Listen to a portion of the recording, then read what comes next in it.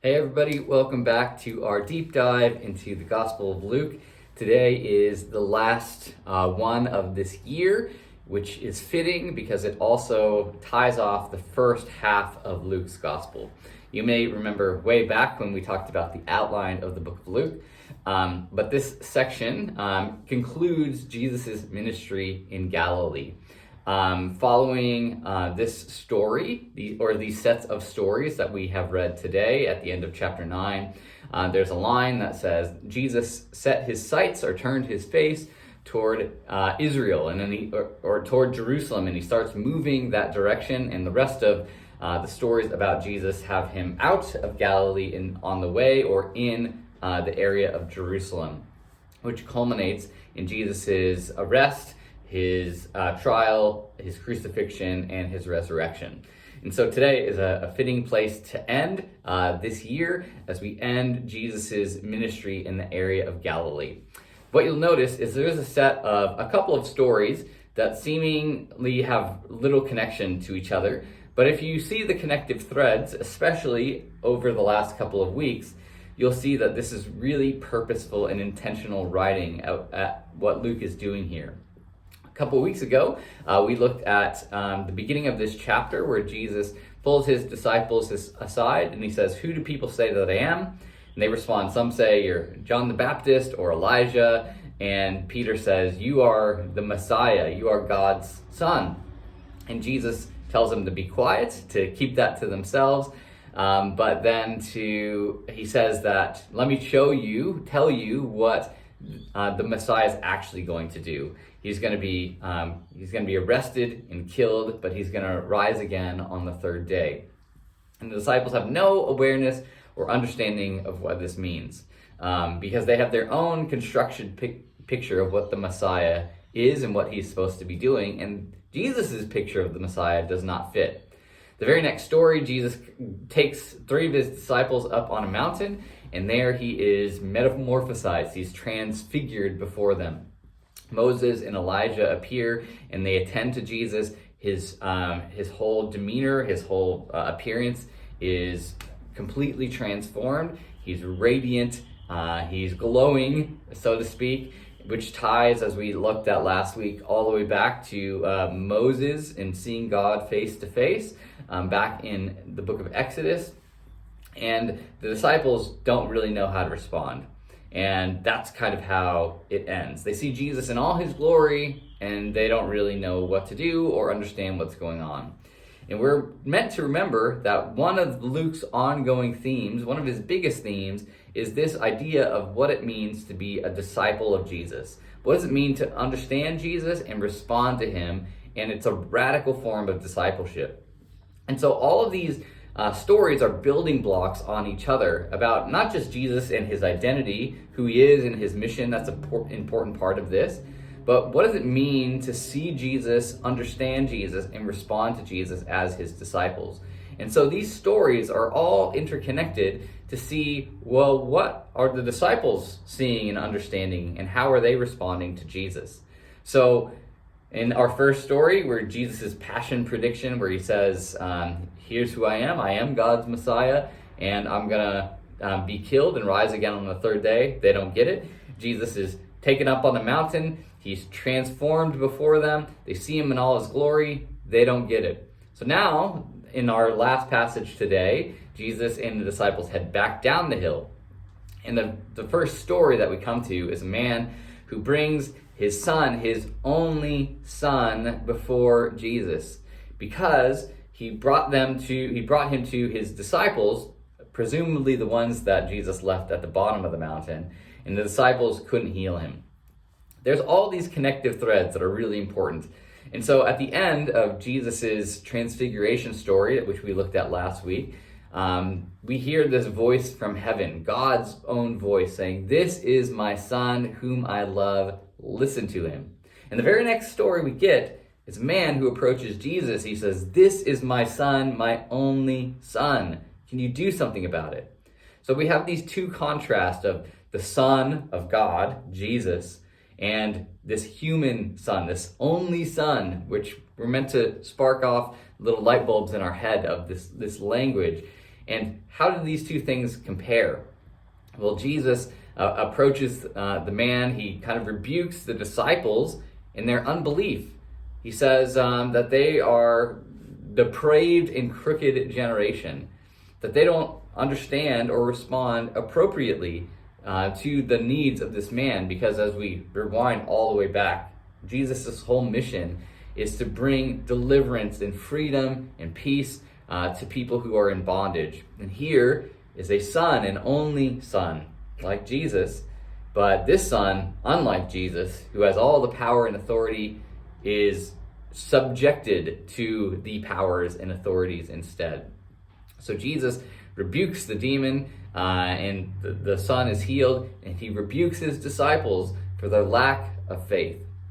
Jesus then again has this second passion prediction. Passion prediction is a fancy term that just means him disclosing what's going to be upcoming about his death and resurrection, where Jesus says, again, I'm going to be betrayed, handed over, and killed, but I rise again on the third day. And it says the disciples did not understand what he was talking about. The very next story, after this, after Jesus kind of revealing again his mission, who he is, what the Messiah is doing, his disciples start arguing over who's going to be greatest in the kingdom. This shows this apparent lack of understanding of what Jesus has been doing, what he's been saying, and who his identity is. And instead of getting it and being like, wow, Jesus, you are the Messiah, and the Messiah has come to live, to die in our place, and to rise again, they start arguing about who's going to be the greatest. Their understanding of the Messiah is someone who's going to come and kick out all the enemies and do away with all the baddies, and he's going to establish his kingdom, and they want to be first in line, right? They want to be the generals and those in the positions of power. And Jesus again pulls them aside and rebukes them and says, you don't get it. He points to a child and he's like, unless you can become like a child, you're never going to understand the dynamics of God's kingdom. And then there's one last story of the disciples again coming to Jesus, and they're rebuking someone else for driving out demons in Jesus' name, kind of without his official seal of approval or something. And Jesus says, why did you do that for? Whoever is not against me is for me. And so there's these series of 4 different rebukes of his disciples in this passage. Luke chapter 9 is this, as I said, this turning point in the whole story of Luke's gospel. It culminates with Jesus coming up a mountain, showing his glory. This is the middle of the story, and the disciples should understand who Jesus is at this point. They've been with him for now a number of years probably. They've seen what he can do. They've seen his teachings. Now they've seen him in all his glory, and instead of understanding who Jesus is, they continue to show their ignorance and their apathy and their unwillingness to be transformed by being in the presence of Jesus and listening to his teaching. And so for us, as we end this year, this is a call for us to consider our own response to Jesus. Do we understand Jesus on Jesus's terms? Or are we, like those disciples, trying to define Jesus on our terms? That we have built this understanding and picture of who Jesus is, what he should be doing, what he's teaching, and we are sort of obedient to our own constructed picture of Jesus? Or are we allowing Jesus to speak for himself into our lives? To understand who he really is, what he's come to do based on how he has described himself in God's word. This is a really tricky thing to get right, because we come from lots of different places, lots of different backgrounds, even lots of different church traditions and experiences, and we've been shaped. Our version of Jesus has been shaped by different people and different experiences over periods of time. And yet sometimes those pictures of Jesus, that understanding of Jesus that we have, is not actually accurate or biblical. And so Jesus is calling his disciples here to understand who he really is and what it means to really respond to him. So this should cause us to ask some healthy questions of ourselves, to say, have we put together a picture of the Christian life, of Jesus, that does not match with how the Bible describes the Christian life and God's picture of Jesus. And if we haven't, we should be diving back into God's word and examining the scriptures to say, okay, Jesus, who are you really? And what does it mean to respond to and follow after you? This is a great question for us to ask ourselves over this Christmas season, because Jesus came in a way that none of us would have expected and no one would have expected. And this surprise is this happens throughout the story of Jesus' life, that we are meant to, this surprising way that Jesus comes, that he teaches, that he does miracles, the surprising way that God's own Messiah dies for us instead of just killing all the baddies right then and there and then rising to bring us new life. It must cause us this self-reflection to say, okay, God, this surprising thing should cause me to stop, pause, and reconsider my picture of who I think you are and what you've come to do.